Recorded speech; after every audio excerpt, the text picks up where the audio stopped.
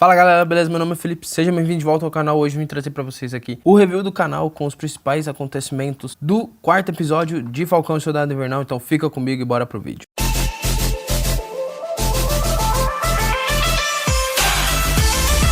Bom galera, o quarto episódio da série chegou e de longe é o melhor episódio da série até o momento. Bom, o episódio começa já com uma cena emblemática mostrando o Bucky e a Ayo como uma continuação daquela cena final do terceiro episódio, né? E, cara, que cena foi essa, né? A gente, só aquela musiquinha lá, já dá pra gente ter uma noção de que tá voltando ali pra Wakanda, né? É bem da hora a forma como eles mostram, né? E são 6 anos atrás, né? Então, mostram que há 6 anos atrás foi realmente o dia, né? A data em que o Bucky estaria se livrando daqueles comandos mentais, né? E é até da hora ver que a Ayo era responsável, junto com a Shuri, pelo tratamento do Bucky, né? Então, bem da hora isso, né? A gente tem esse flashback mostrando, né? Até a atuação do Sebastian Stan tá excepcional nesse início já de episódio. Então, muito louca a forma como eles iniciaram esse episódio. Bom, e aí também a gente vai avançando no episódio, né? E a gente vai pro momento atual da série, onde a gente tem ali o Bucky e a Ayo conversando, né? Tendo aquele embate e até que eles decidem, né? Como eu falei no review anterior do canal, vou deixar marcado aqui pra vocês nos cards, que a Ayo tava ali meio que talvez pra conversar, né? Talvez, sim, pra se vingar do Zemo, mas também pra conversar. E ela deixa as duas coisas, né, explícitas, né? Ela quer sim se vingar do Zemo, mas ela também dá um tempo ali pro Bucky resolver o que ele tem pra resolver, né? Até legal ver o Bucky falando ali wakandano, né? Falando a língua dos wakandanos. E da hora, então, porque, tipo, ela fala pra ele que ele tem apenas 8 horas pra resolver toda a parada. E o Bucky meio que já, sem tempo pra perder, ele já começa a resolver logo o que ele tem pra resolver. E é da hora isso. Ou então aí corta pra casa onde eles estão, né? O Bucky, o Sam e o Zemo. Uma casa lá onde eles já tinham se encontrado lá no episódio anterior. E a gente vê o Zemo conversando sobre a atitude dos apátridas, né? Ele vê mais ainda das motivações do Zemo, né? Então, principalmente o fato de que ele é totalmente avesso à supremacia. E ele fala que a Karli Morgenthau é sim uma supremacista por ser um super soldado, né? E ele cita lá, né, também que outras supremacias que existiam foram os nazistas, o Ultron e os Vingadores, mostrando que ele é realmente totalmente avesso à supremacia. Então dá pra gente entender um pouco mais do ponto do Zemo aqui, que é até que diferente se você for parar pra ver do personagem, da sua contraparte nos quadrinhos. É aqui a gente fica com destaque pro episódio, dando foco bastante, por sinal, bastante foco pro lado otimista do Sam, né, pro lado mais conselheiro do Sam, e também mostra ali que ele tem esse otimismo que vem dele, que já era dele, que também era marcante no próprio personagem do Steve Rogers, né? Então o episódio vai mostrando pra gente que a melhor opção sim para tomar pra si o manto de Capitão América é sim o Sam. Então o episódio vai evidenciando isso pra gente, o quanto o personagem é otimista, batalha, né, pra ter ali aqueles diálogos que ele sempre tem com os personagens. Principalmente ele tem um diálogo com uma personagem nesse episódio aqui bastante importante e que lembra assim o Steve Rogers, né? Então tem essa semelhança assim do Sam com o Steve, né? E aí a gente vê também os apátridas e a Karli, né, conversando ali, né? Ela conversando com os membros dos apátridas logo depois daquele atentado que eles fizeram, né? Ela vai conversando ali com os membros do grupo terrorista. E aqui a gente tem uma cena que, pra gente que vai analisando o episódio, né, vai assistindo o episódio, no final é uma cena até que bem dolorosa, assim, de você assistir, que é quando um dos membros, né, do grupo, ele já tinha até aparecido nos trailers e tudo mais, que esse personagem aqui no episódio sofre, mas que tem aqui, então, um diálogo dele com a Karli ali, falando que ele, quando ele era criança, ele era fã do Capitão América e tudo mais, então que era um dos heróis favoritos dele, e isso mexe bastante com a gente lá na frente do episódio. A gente vai falar disso já já. Então aí corta pros personagens principais, né, o Sam, o Bucky e o Zemo, corta pros personagens principais ali rastreando ainda os apátridas até que eles chegam ali numa espécie de vilarejo, e o Zemo até fala que ele já teve lá quando ele era criança e tudo mais. E aqui a gente vê o quanto o Zemo é inteligente, né, a maneira que ele tenta obter as informações, e até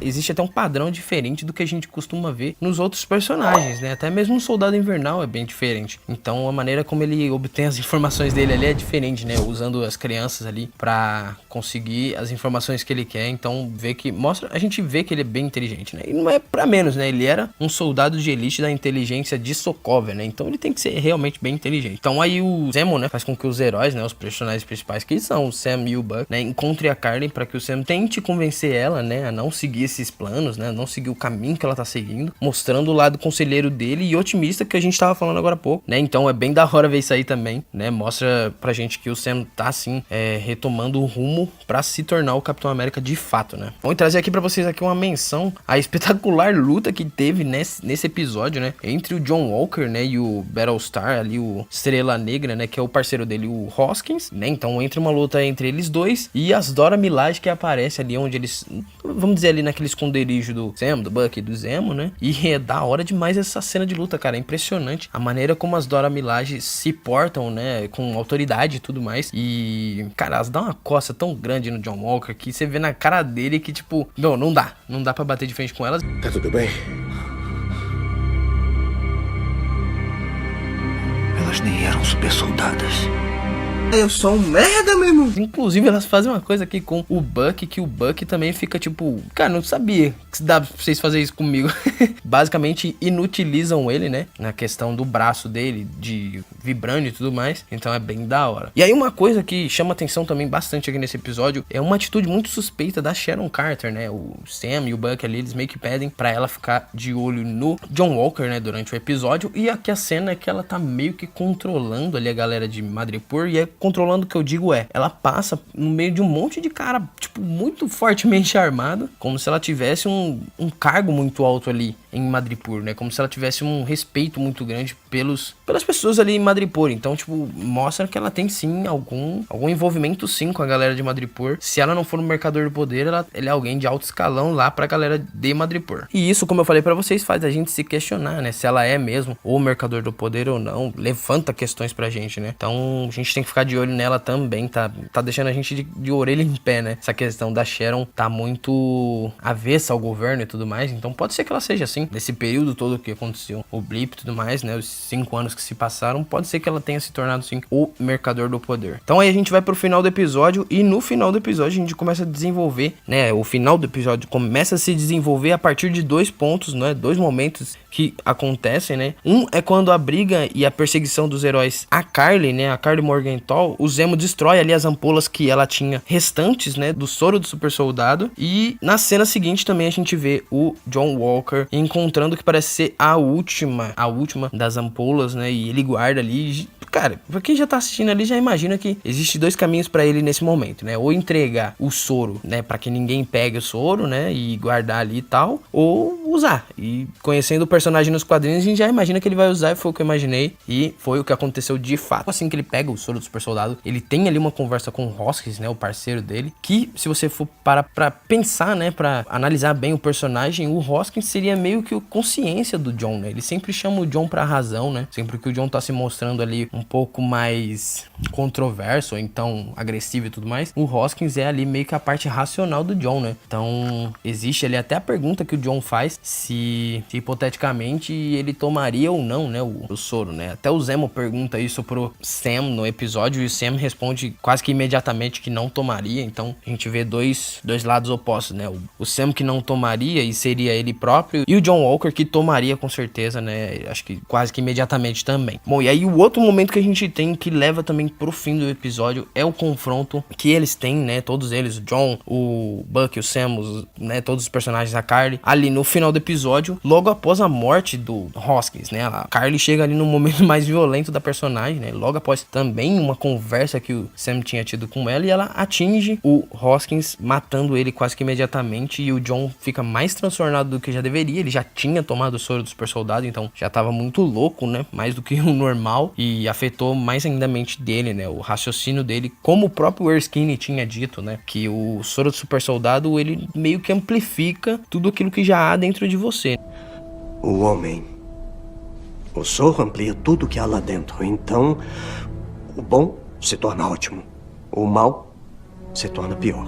Principalmente naquele momento no John, o que mais tinha era raiva, né? E ele já era louco por si só, então o cara ficou transtornadaço. E foi o que fez com que ele tentasse parar, né, a galera dos apátridas, até que ele acerta de fato ali um personagem. E a gente vai pra cena final do episódio, que é quando o John já perdeu totalmente a razão e ele vai e mata aquela pessoa que a gente falou no começo do vídeo, né, no meio do vídeo mais ou menos, que a gente falou que ele era fã do Capitão América. Então ele é morto pelo John Walker aqui de uma maneira até que brutal, né? É uma cena que a gente já imaginava que fosse acontecer também, só não sabia com quem. E aí a gente tem todo esse background ainda por trás. E, putz, é pra deixar você ainda mais nervoso ainda com o cara, né? Com o John Walker. Você fala, meu, o cara estragou o legado do Capitão América e piorou toda a situação ainda pra piorar, né? Com relação aos heróis. E aí o episódio se fecha aqui, né? Com toda a questão da população vendo toda aquela cena, né? Porque foi em praça pública. E também, né? Do John Walker causando todo aquele estardalhaço que ele causou lá. E os heróis vendo, né? Ali o Sam e o Bucky vendo, até a própria Karli Morgenthau ali meio que infiltrada na população. E aqui a gente tem, né, o motivo real do nome do episódio, que é O Mundo Está Vendo, né? Faz referência, claro, com o momento em que o T'Challa quase matou o Ulysses Klaue lá no filme do Pantera Negra, mas também aqui faz, então, fecha aqui o ciclo desse episódio com o porquê, né, do nome do episódio ser O Mundo Está Vendo, que é todo mundo ali parado, estarrecido e olhando pro John Walker, após aquela atitude dele brutal, né? Perturbado do jeito que ele tava, cercado por pessoas, né, tentando